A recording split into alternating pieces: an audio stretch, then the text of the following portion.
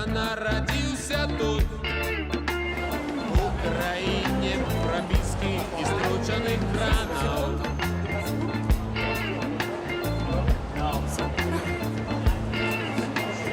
Я нарадзіўся тут.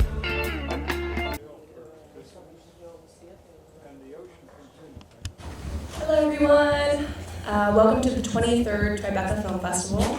My name is Mikhaylov. I'm part of the Tribeca programming team, and I'm so excited to introduce you guys to the second screening of Under the Grey Sky, which is a Polish production story set in Belarus.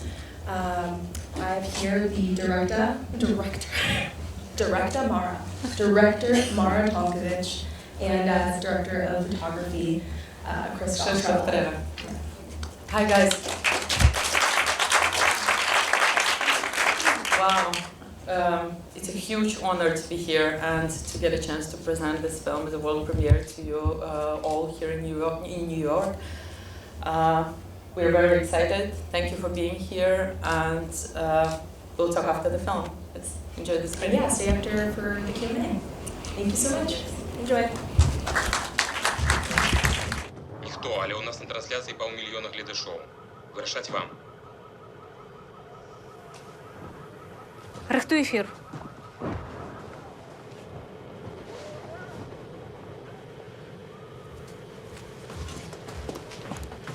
Только не подходите к окнам, не включайте свет. Оля, приблизь максимально, чтобы было непонятно, на каком мы этаже. Окей.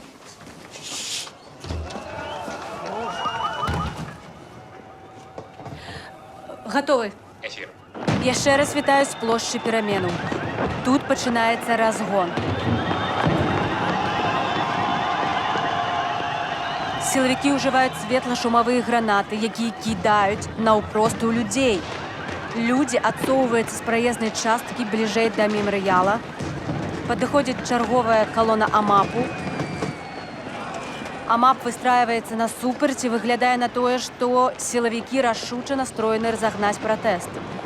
Але глядзіце, люди не уцякаюць. Не гледзячы на абстрэл і жорсткасць, з якой дзейнічае АМАП, люди не уцякаюць. Яны становяцца ў сцэпку насупраць узброенага АМАПу.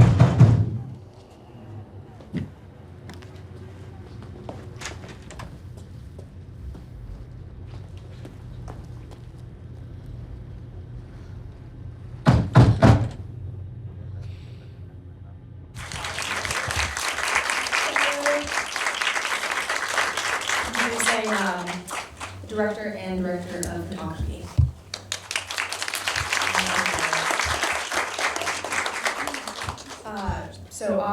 First off, congratulations for having this film at the Tribeca Film Festival and for completing this film. One that is, so deep in emotion. I have a few questions, but I definitely would love to open it up to the audience after that. My first question is for you, Mara. I guess, but opening this up with saying that it is a true story, how was the process of kind of translating real life into kind of a 1 hour, 20-minute narrative feature film? Well, wow, I'm so nervous. It's a very special experience for me being able to watch it here with you guys on the big screen. Thank you for that, Tribeca. Well, first of all, the film is, and we use it very consciously, is inspired by true stories. So the goal here was not to depict the facts of, a particular story or a particular family, but rather to show some process and to provide the viewers through some emotions and experiences. Could you speak a little louder, please? Yes. Thank you. Oh, better now? Yeah, okay. So the goal here was not to depict, the facts. It's not a documentary. I was aiming to create an emotional story which can portray what not only this particular journalist who inspired this film I experience now in Belarus, but a lot of people do. Interesting. And for you, Krzysztof, that first, opening sequence, where they're in, a safe apartment while all of this is happening right outside. from like the camera's perspective, how did you go about, you know, creating that much anxiety and terror in like such a short amount of time? Well, that was trouble. We wanted to. The first rule in the whole movie actually was not to disturb nor the actors, neither the audience. So we could give an impression that you're watching real life, maybe not a documentary, but just a bit of vibe, documentary vibe. Let's say that's what that's like. So I don't know what to say more. I can help you if you want. Yeah, Mara will help. Yeah, well actually we were very conscious about, we were trying to shoot this first scene actually as a documentary, so we were very particular about whom are we showing at which moment. We did not do this classical coverage of different people and giving us this space for editing. We just went through basically the whole action with a very long shots, which lasted sometimes like 9 minutes, and then we cut within it. But it was always, you know, the same shot, just to keep the audience involved as if they just had it in a real time. And also the actors, they went through it in these big pieces, which I think really helped them. Understand. And I want to say that for me as a cinematographer, the most difficult part in this sequence was we had to match our footage with the original archival footage. You know, like in lighting and weather conditions. That was extremely difficult because the original event took place in November, and we were shooting like in early May. In April, mid-April. Maybe in April. And we needed an overcast, of course, but we had like extremely sunny weather for the first 2 days because we were shooting this for 3 days. So for the first 2 days there was like basically sun punching through our windows.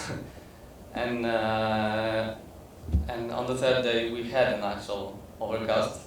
So then we had to match not only with an archival footage but with the previous 2 days of shooting. And our location was on, as I remember, on 9th or 10th floor, so there was no option for any kind of cherry picker or heavy equipment. We could only use the balcony that was attached to the apartment. So yeah, this sequence was, I think, the most demanding in the whole movie.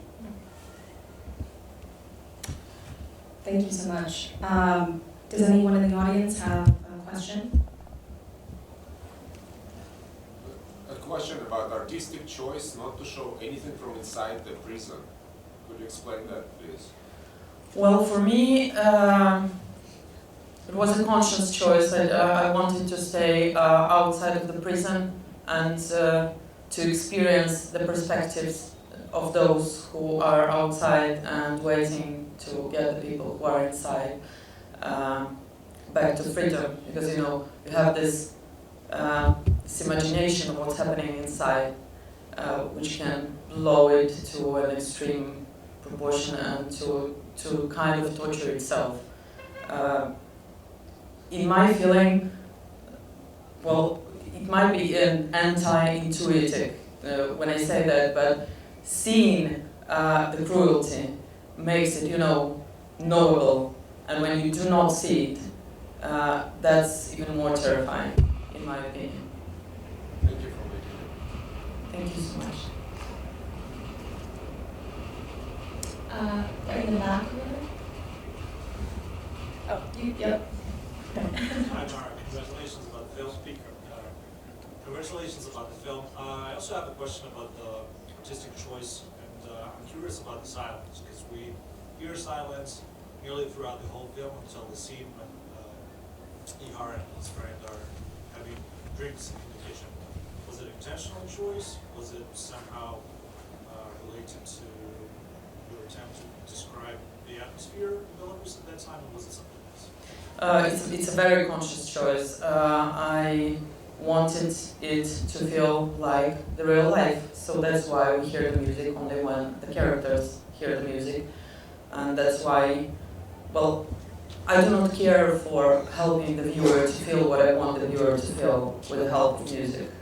I want the story to speak for itself without this kind of help, which also, in my opinion, makes it more ruthless when it's not, you know, when it does not leave you the comfort of feeling that it's fake, that it's a fake story, because there is, you know, music, camera, which is very obvious and very seeable.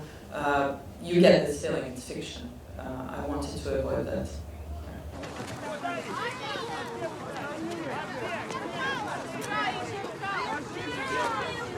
Так ноги, понятно? Ну закрывайся, открой. Сколько там человек? Да, не вот. Люди, хоть скажите что-нибудь. Скажите что-нибудь. Васильев, забираете 12.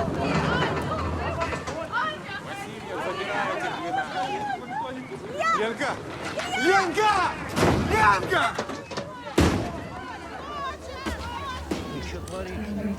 Thank you. Beautiful work. Thank you so much for showing such an important issue to the whole world. Would you like people who watch this movie to take any specific action? And if so, what would be your dream outcome of that? I'm not here to start a revolution. I'm here just to show the film. So basically speak like to the feelings?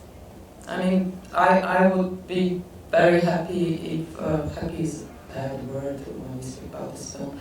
I would be content if that film resonated somehow with the people who know nothing about what's happening in Belarus, and encourage them to give even a little bit of support to those who are in prison now. Thank you. The acting is so good in this film. It's phenomenal. I'm curious, did you rehearse with your actors? Had you worked with them all before? I worked before with the female lead, Alexandra, yes. As for rehearsal, actually, we had very little of those. We had a lot of conversations and sort of trying to improvise and go through the scenes and see the points where they work and where they don't. But we never did, I tried not to over-rehearse it. And I also knew I had very little time to shoot the film. We did it in 15 days. But I was very conscious about the scenes that would require time to help us get there, because I did not want to miss this take in the rehearsal. So we gave more time for the scenes. For example, the final sequence, almost final sequence, when they are in the room at the prison and they have this conversation, we dedicated the whole day just to go through it again and again, and to get there. So basically more conversations about the characters, about their emotional points, than the rehearsals itself.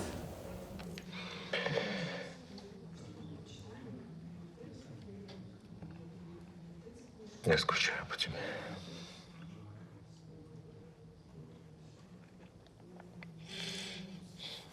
Очень.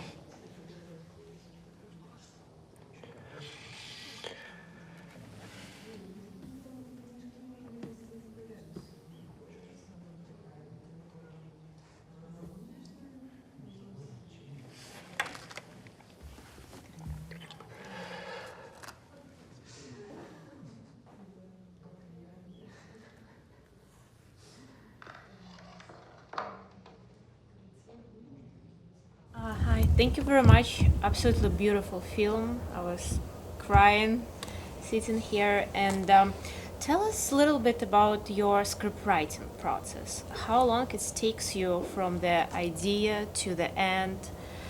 And another question, like, have you been in Belarus in 2020? And if yes, how was it for you? If no, how its influence on this particular story? Well, regarding the scriptwriting project process, this film was very particular because well, we had very little time to get to the final draft because we got a chance to finance it pretty quickly. It was just the first draft. Those of you who do the filmmaking know basically the first draft. From the first draft, it takes you at least a year to get to the final one. And we were shooting like 6 months after the first draft was completing. So this film was very particular.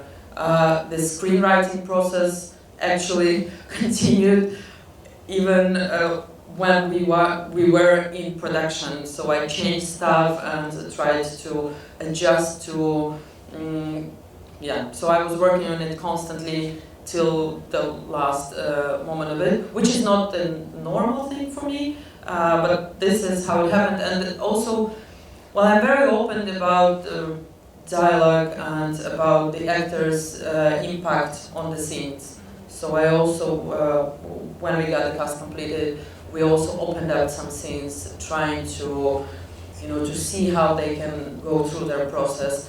Regarding 2020, I've been to Belarus in 2020, but I used to be a journalist myself, like 12 years ago, and I worked for independent Belarusian media for 10 years. I was born in the family of independent journalists in Belarus, so 2020 was not a surprise for me, and was not the first protest which I experienced in a way.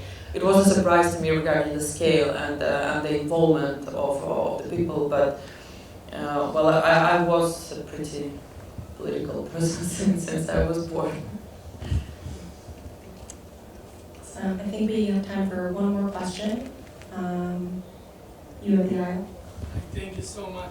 Can you tell please, more about this song in the film? Well, I think that those of you who are not connected to Belarus in some way would experience it in a very different way than the Belarusians do, because this song was a huge hit almost 20 years ago when I was a teenager, and when basically my characters were teenagers themselves.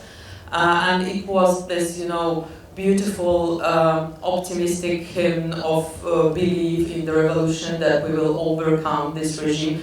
The same one that is still in power.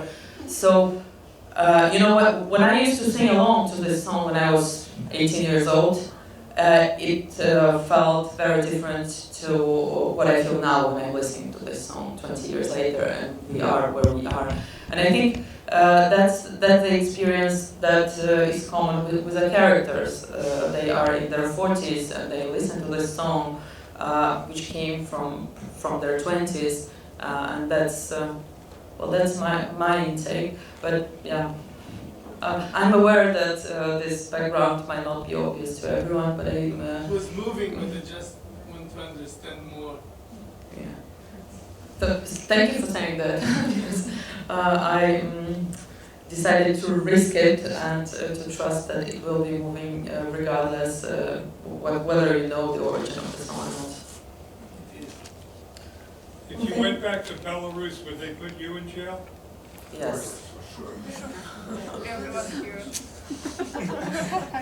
Well, with that, thank you so much for being here. And again, this film is eligible for the Audience Award.